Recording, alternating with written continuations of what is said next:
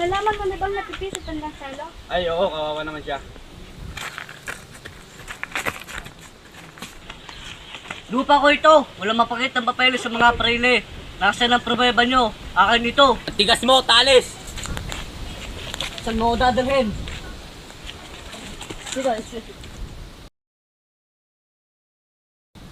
Julie, tuturuan kita magbasa at magdasal.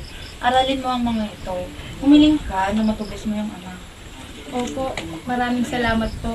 Dapat lagi ka nagbabasa ng mga dasal upang biyayaan ka ng Diyos.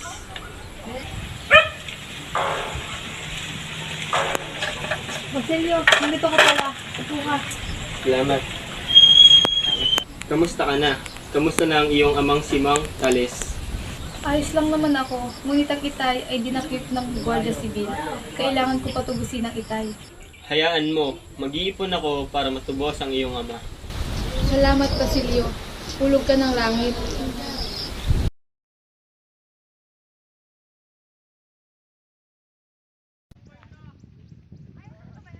Ibig kong maging malaya.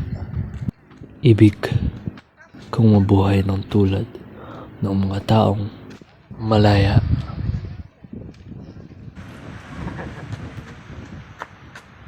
Mang Simon, hihingi sana ako sa inyo ng tulong. Nais kitang makausap sandali. Para ano pa? May nais lamang akong ipagbigay alam. Ngayon, sumama ka sa akin.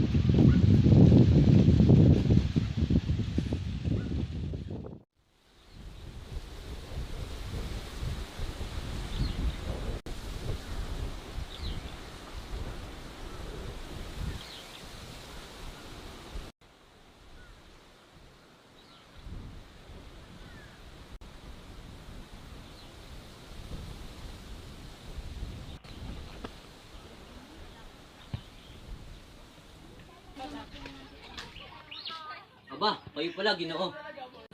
Mayroon na ba kayong pulbura? Nakalagay na sa mga sako. Hinihintay ko na lamang ang mga lalagyan. At ang mga bomba? Handa na ang lahat. Mabuti. Kailangan mo nang umalis ngayong gabi at kausapin ng tinyente. Tumuloy ka na sa lamayan. Doon, may kita mo ang isang lalaki nakasakay sa bangka. Sabihin mo sa kanya, kabesa, at sasagot siya, Talis, kailangan narito siya bukas. Walang panahon kailangan masayang.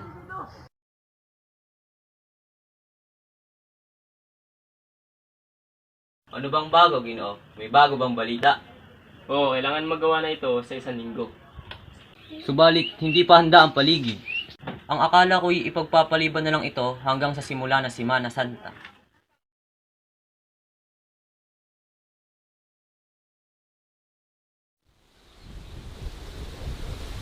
Sa akin ang kasalanan ay brutusan sa sulang din sa Akademya ng Wikang Kastila. Ginahan ko manutusan ang gipitan nito. Hindi maaaring ipagsawalang bahala ang mga kabataan. Ako nga pala si Don Custodio de Salazar y Santos de Monte de Redondo na madalas sinatawag na Bernatinta at lagi naman ang mga pahayagan ni Benzay.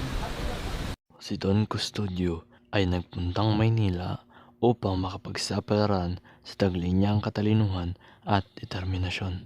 Nakapangasawa siya ng mayaman at kabilang sa kilalang angkan nang siya'y magkasakit sa atay. Aray! Pinayuhan siya ng kanyang doktor na magpagamot sa Espanya. Hangad niya ring ipakita ang natamo niya sa Pilipinas. Ngunit walang pumansin sa kanya.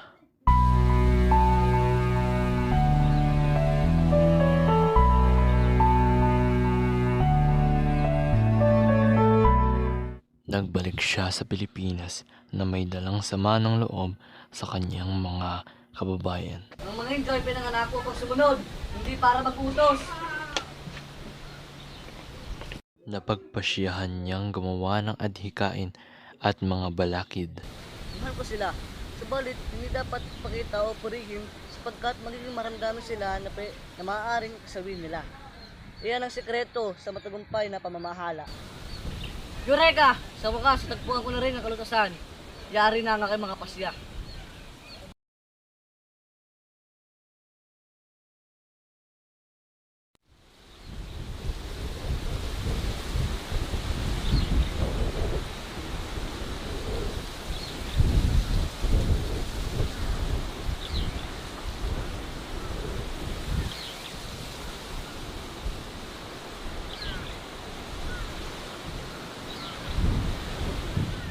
Nasaan ka na, Paulita?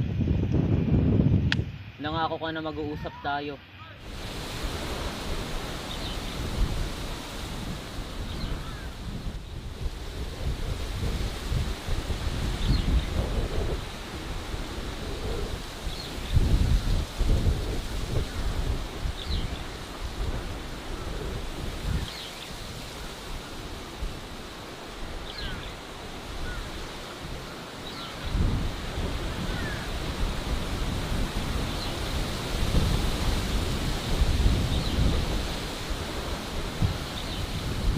Sigurado akong mapag-uusapan natin ang nangyari kagabi. Handa akong pakinggan kung ano man ang mga paliwanag mo.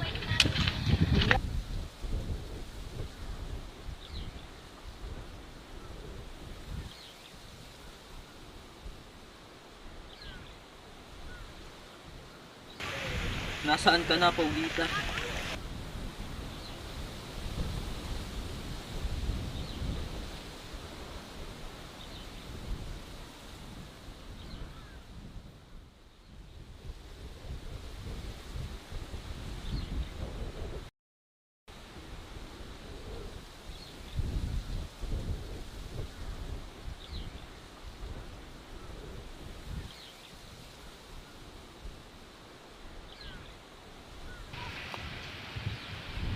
Para sa'yo aking binibini.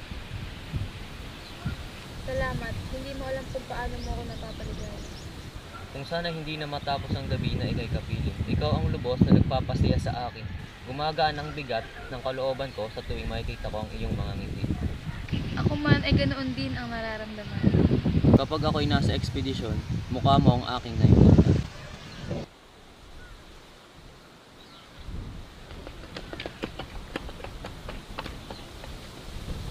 Halika, nandito si Isagani. Isagani, may balita ka na ba tungkol sa aking asawa? Wala pa din po nakakapagbigay sa akin ng balita mula ngayon. Nais kong malaman niya na pupunta ang Guardia Civil. Nais kong malaman niya na hinahanap ko siya buhay man sa o patay. Mahirap maghintay ng 10 taon makapag-asawa lang muli.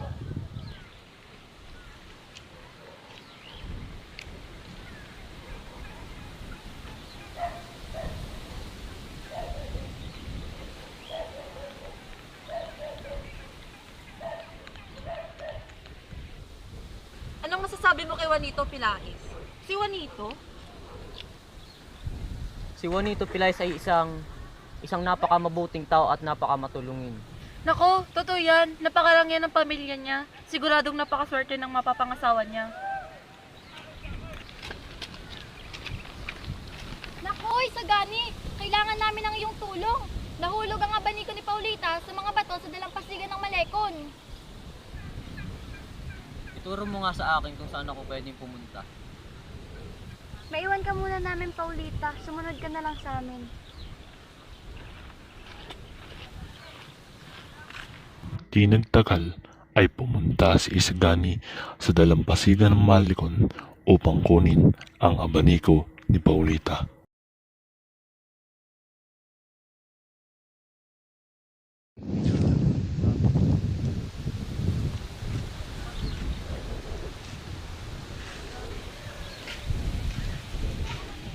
Balitaan mo kami ukol sa piging silawi ng isang bagay na yake.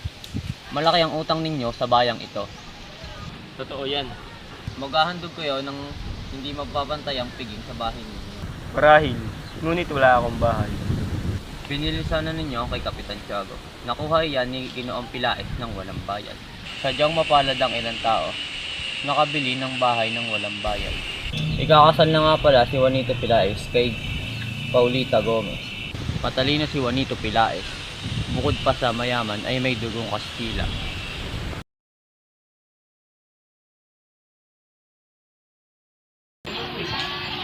Buenas noches. Buenas noches. Tuloy ka. Salamat. Buenas noches, amigos. Buenas noches! Tuloy ka.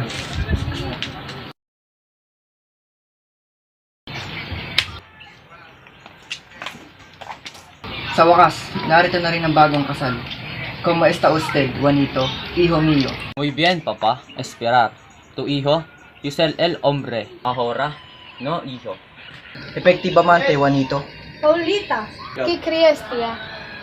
Ano raw? Ang sinabi po ni Don Timoteo, tinawag niya si Juanito na iho na ibig sabihin ay batang lalaki. Ang gusto naman po ni Juanito ay matawag siya na El Hombre na ang ibig sabihin ay lalaking nasa edad na. Tigilan na nga natin ang pag-i-Espanyol at mga sa okasyon.